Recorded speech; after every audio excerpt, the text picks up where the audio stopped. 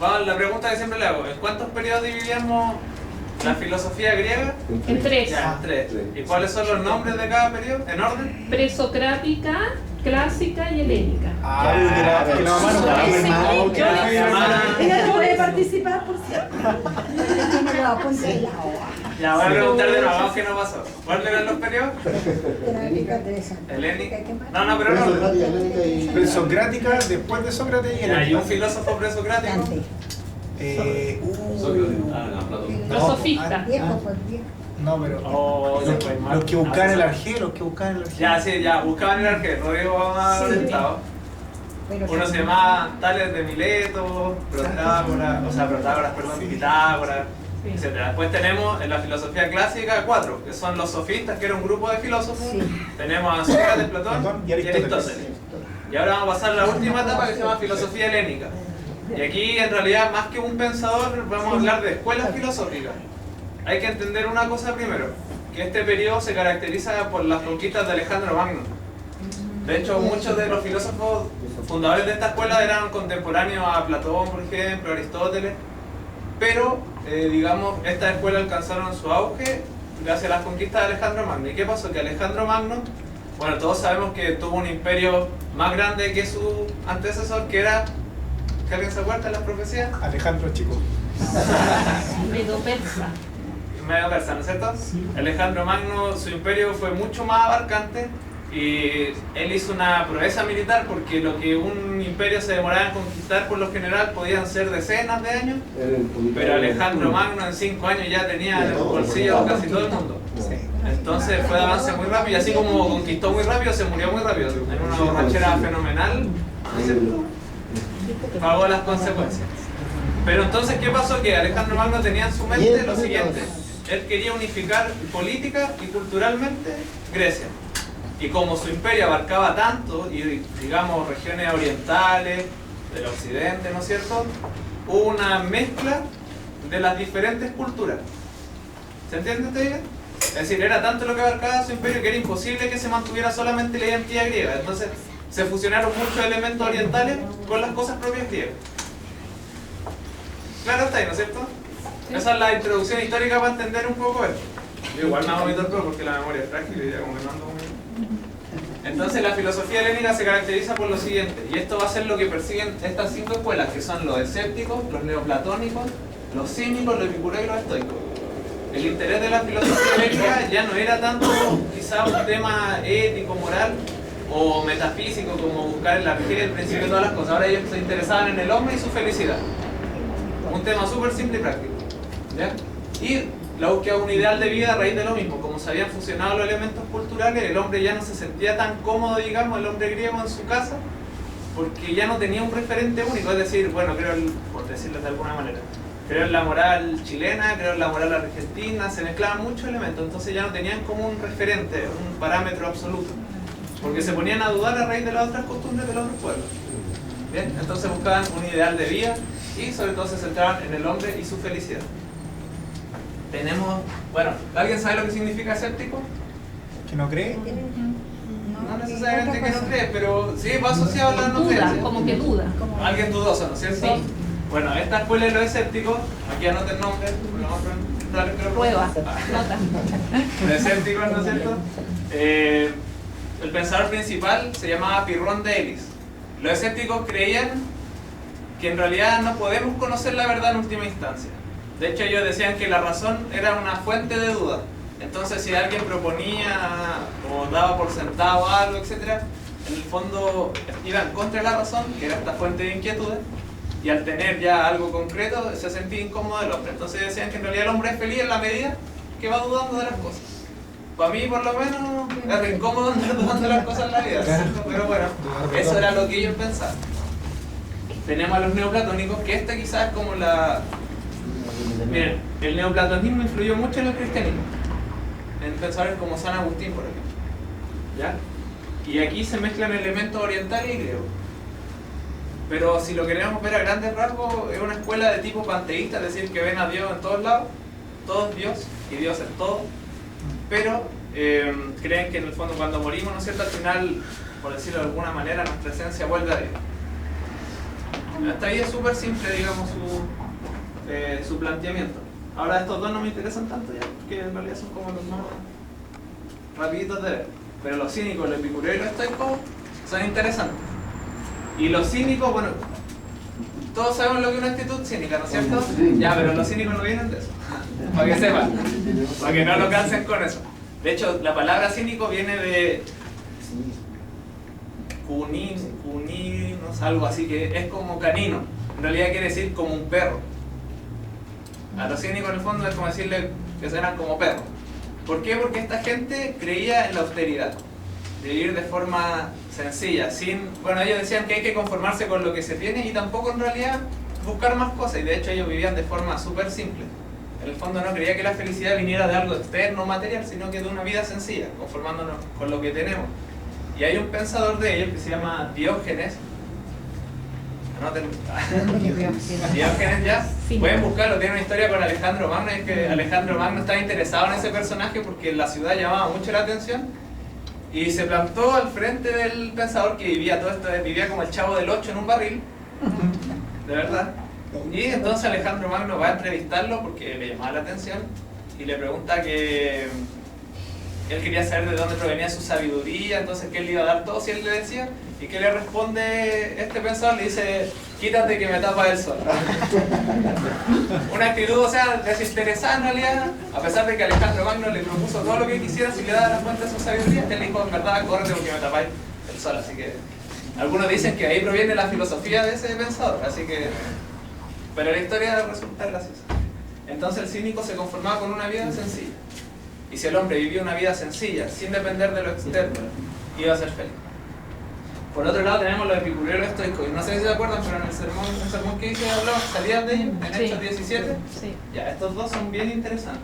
No sé si partir por los epicureos o los estoicos. Por los estoicos vamos a partir. ¿Han escuchado la actitud estoica? Hablar de que este hombre tiene una actitud estoica. Como bíblico, ¿no? ¿Cómo es alguien de actitud estoica? Resiliente. Sufrida. Yo no me imagino que Algo así. es como valiente, no se imagina. ¿No? Bien, una actitud estoica es más bien una actitud desinteresada. Pero desinteresada en el sentido como que inmutable, ¿sí? O sea, le pasa un tren por encima y está como... Y sigue parado. ¿Qué pasó nomás? Lo que pasa es que los estoicos religiosamente eran panteístas, ¿ya? Igual que los neoplatónicos eran panteístas. Pero los estoicos lo que creían era en un destino. Tienen una visión de la vida fatalista. ¿Por qué? Porque nuestra vida depende del destino. Si ustedes piensan en el destino, no hay libertad porque el hombre no elige su destino. Tampoco hay azar porque ya las cosas están trazadas dentro de ese destino. Entonces ellos decían, bueno, si esto me va a pasar, ya sea bueno o malo, me va a pasar nomás. Entonces, ¿qué tanto más me preocupa? ¿Se entiende? Sí. O sea, si me atropella un camión, lo quiera o no lo quiera, sea bueno o sea malo para mí, me va a pasar igual. Entonces, bueno, si me va a pasar igual, ¿para qué sufrir? ¿No es cierto? O sea, como predestinación, una cosa así. Sí. Claro, pero es destinación. Es que ellos creían que había una ley, no es una ley, digamos un gobernador supremo. No el karma tampoco, era un gobernador, un ser superior, llamémosle. Y él regía el cosmos o el universo mediante leyes. Y dentro de todo ese panorama está involucrado en el fondo nuestro destino, que nosotros no podemos hacer nada para cambiarlo. Nos va a pasar lo que nos tenga que pasar, sea bueno o sea malo. Y para ello entonces la felicidad era conformarnos con eso, reducir las pasiones al mínimo, y eso se le llama apatía. Reducir nuestras pasiones al mínimo y conformarnos con lo que sea que nos pase. Entonces cuando usted tiene una actitud estoica ante la vida, por ejemplo, lo que voy a tener yo dentro de esta semana en la universidad, con las pruebas, ¿no es cierto? No, la prueba mi mamá se ríe. No, pero... Después va a sufrir. Claro, no estoy adelantando nada. No, pero en el fondo es eso. Ellos decían, lo que me va a pasar, me va a pasar. Entonces, ¿cómo soy feliz? Aceptándolo. Simple, ¿no es cierto? Y a la larga, si se ponen a pensarlo igual, bueno, es un estilo de vida súper... práctico, diría yo, porque evita nuestras preocupaciones innecesarias. ¿Pero usted cree en el destino? No. El destino, ojo, anula el azar, pero también anula la libertad. Sí. Y sabemos que tenemos libertad, porque es una cuestión de sentido común. Libre albedrío, digamos. ¿Bien? Ah, el pensador principal se llama Zenón, con Z. Zenón de Lea. Y tenemos a los epicureos, que el pensador principal ahí viene, ¿cómo se llama? Epicúreo. Epicúreo. Epicuro. Epicúreo. Quítale la Epicuro. Epicúreo. ¿Ya? Bueno, ellos los epicureos eran de corte materialista, una filosofía materialista. Nosotros hablamos del materialismo una vez, no sé si se acuerdan. Sí. A grandes rasgos, ¿qué dice el materialismo? Que somos Que como todo lo que un puedo conjunto tocar de existe. células. Ya, a ver, para ver si hay algo de ahí interesante, pero así como en general. Los materialistas creen en los átomos, ¿no? Todo en última instancia se reduce a átomos, no hay nada más que átomos. No hay una dimensión espiritual, por ejemplo, etc. Eso es materialismo. Aunque, digamos, Epicuro, si bien tenía una filosofía materialista, él sí creía en los dioses. Pero vamos a ver qué interesante su planteamiento. Él también buscaba la felicidad del hombre, ¿ya? Pero de una forma diferente a la de los estoicos.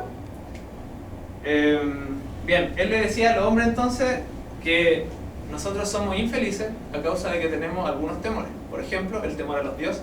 Por ejemplo, el temor a la muerte. El temor a los dioses, lo vamos a tratar primero. Él sí creía en los dioses, era panteísta, politeísta, o sea, creía en el panteón griego, digamos, de dioses, pero él decía que los dioses no se interesaban en la vida del hombre. Entonces, si los dioses no se interesaban en la vida del hombre, al hombre le deberían dar exactamente lo mismo.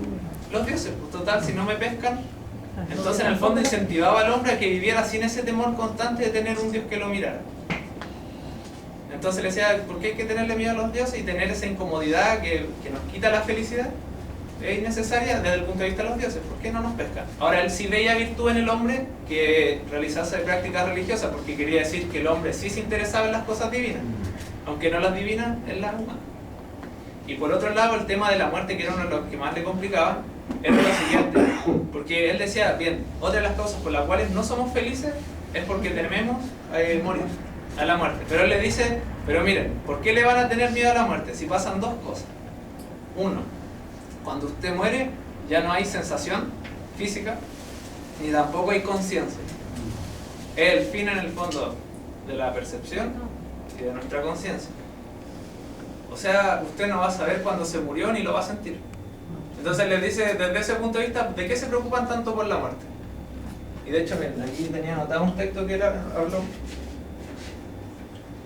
Dice así, la muerte, el mayor de todos los males, en nada nos pertenece, pues mientras nosotros vivimos, ella no está.